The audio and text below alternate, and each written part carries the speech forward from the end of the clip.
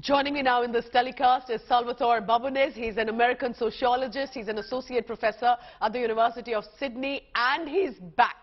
Thank you so much first for joining us. And just when you're ready to return to India, there's this big, huge showdown over the Adani crisis, controversy, and how the opposition parties are gunning for the Modi government here in India. So let's begin first with your tweet about Govt Adani and the Adani group and their shares.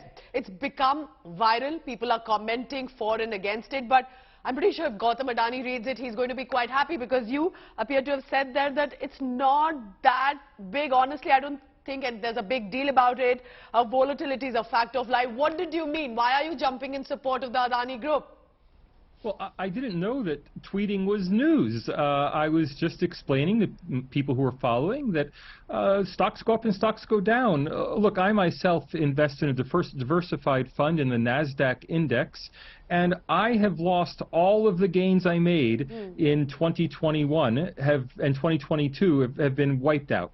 I'm back to where I was more than a year ago. And as I understand it, Adani stock in Adani's main listed vehicle is back to where it was 12 months ago. Well, losing 12 months of profits or 12 months of gains on a stock just is not out of the ordinary. We've seen that happen to the entire NASDAQ. We've seen it happen to Disney, to Microsoft, to Netflix, to Meta. This just isn't something that is very rare, at least in the world of American market capitalism. I can't speak for the Indian market, but in the rest of the world, we're very used to stock volatility on this level. How do you look at this big issue right now? It's storming in the parliament, out on the streets as well. It has reached the top court. So this whole Hindenburg research alleging that there's this massive financial manipulation, and Govt Adani and his group is one of the big industry here in the country and has invested in many sectors, including, for example, the Mumbai airport.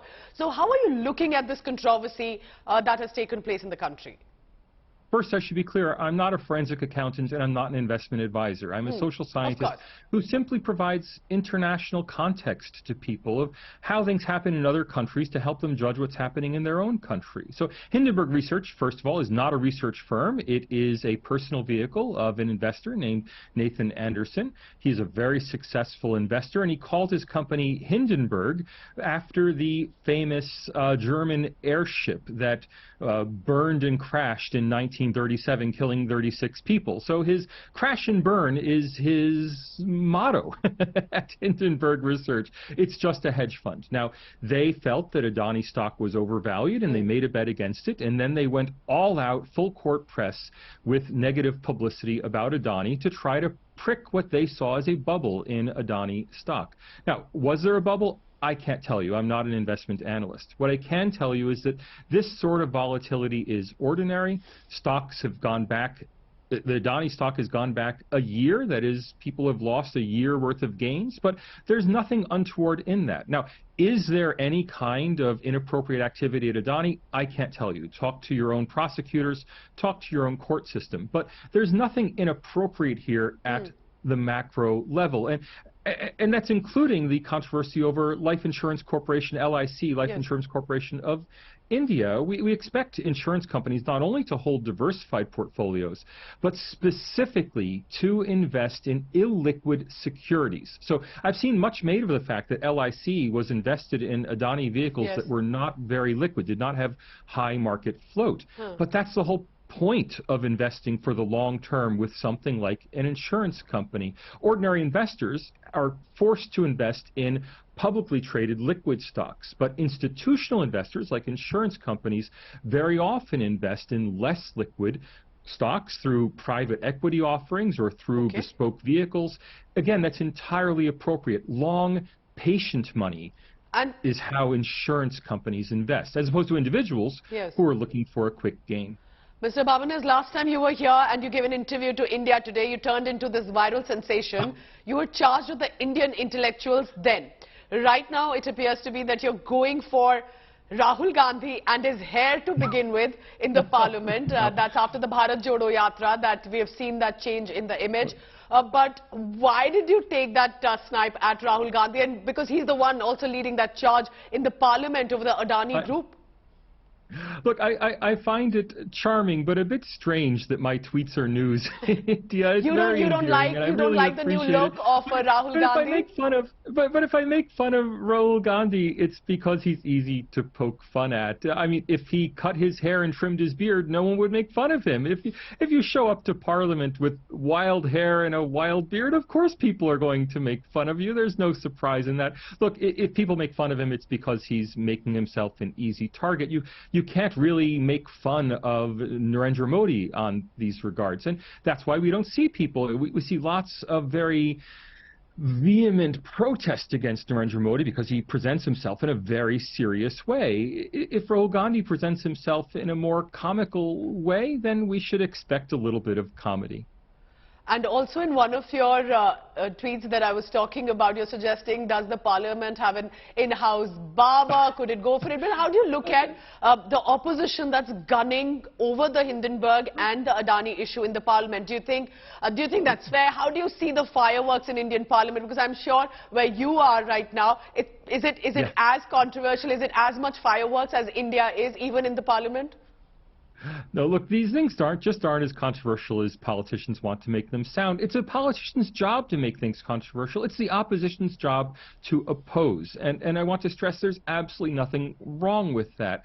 But many people don't realize, in addition to being a professor, I also write a humor column here in Australia every month. It's called The Philistine. That's why I often call myself The Philistine on Twitter. And, you know, in a humor column, yeah, it's a little funny to see a politician looking wild. And I don't know if the Indian Parliament actually has a barber shop, but it's funny that in the American Congress, people always wear a suit and tie. They're always buttoned up with a jacket on, and they have a barber shop in both the House chambers and in the Senate chambers. Each of them has their own barber shop because everyone wants to look sharp whenever they go on the House or Senate floor. If that's not the norm in India, I notice in the Lok Sabha people don't wear shirt and tie, don't wear suit jackets. If that's the custom, that's the custom. But it is still, it's just a little bit of opening to have a little fun. And I hope that people will enjoy humor even as they are fighting. You just want people to take it with a lighter vein, not really get very serious about it. But there was another comment by you that caught my eye. When you were writing about Adani, someone told you in the comments that Mahua Moitra is going to come with an eye on you, and you had a very interesting thing to say. Who is she? She doesn't follow me because everyone famous in India follows me. What did you mean by that? Well, I meant exactly what I said. She doesn't follow me, and I don't know who she is, which does not mean that she's not a very important personality within India. Obviously, you've not heard of her yet? She's a very vocal TMC member of parliament, charges at Modi government all the time. I'm sorry, I write about Indian democracy, not about Indian politics as such. And so I don't follow every political leader in India.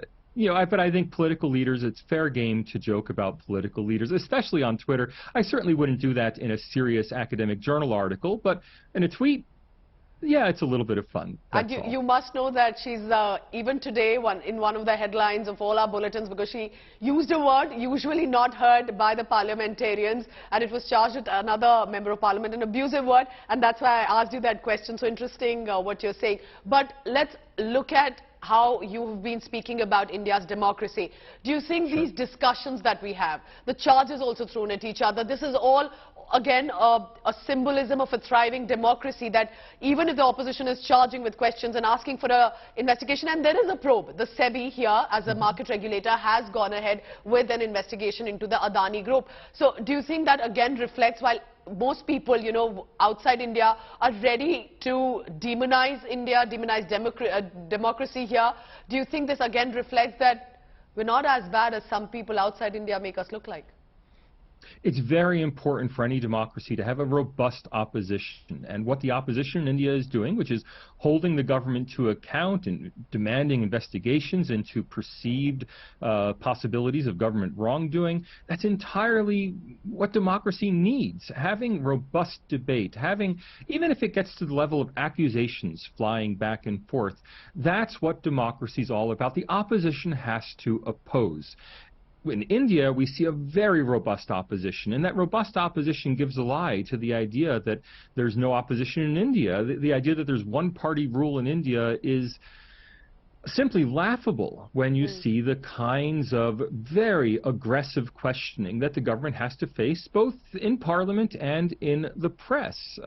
It's not only on Twitter where we hold our politicians to account. It's much more importantly in the halls of government, in the Lok Sabha, in the serious media, on places like India Today. I'm sure you're interviewing very serious Indian commentators about what's happening right now with the Adani group and the accusations being laid against the government, and that's entirely as it should be.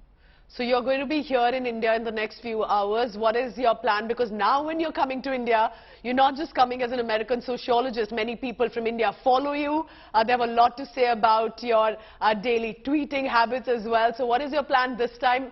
Who are you going to meet? Govt Adani or Prime Minister Modi or anyone else that you can tell us about? Well, if either of them wants to meet me, I'd be thrilled. But no, I've been invited to attend the Arth Festival, and I will be at the Arth Festival in a couple weeks, and they have paid for my trip. While I'm in India, I will be attending the Uttar Pradesh Global Investor Summit. Okay. But there's no honorarium for that. Narendra Modi, Prime Minister Modi, is the opening keynote speaker for the conference, so I'll certainly see him as a member of the audience, but I doubt I'll get the opportunity to meet him. Again, there's no honorarium. I'm not being paid to attend that. I have been invited, and they will pay for my hotel room while I'm there, and hopefully I'll get the chance to give a speech at the Uttar Pradesh Global Investor Summit. And then I'll be a visiting professor at Banaras Hindu University. I'm really looking forward to my first trip to Varanasi. It was actually top of my list for places to go in India, to go to the oldest city in the world and the most holy city in the world. I couldn't imagine a better place to have my first bit of tourism in India. It's a beautiful city, one of the oldest ancient civilizations, and it's going through a revamp right now. So welcome again to India, Salvatore Babones, and I hope you enjoy your time this time. And if there is anything controversial that you have to say, make sure that you say it first. And India Today will be happy to interview again. Thank you so much, Salvatore. All the best to you. Take care.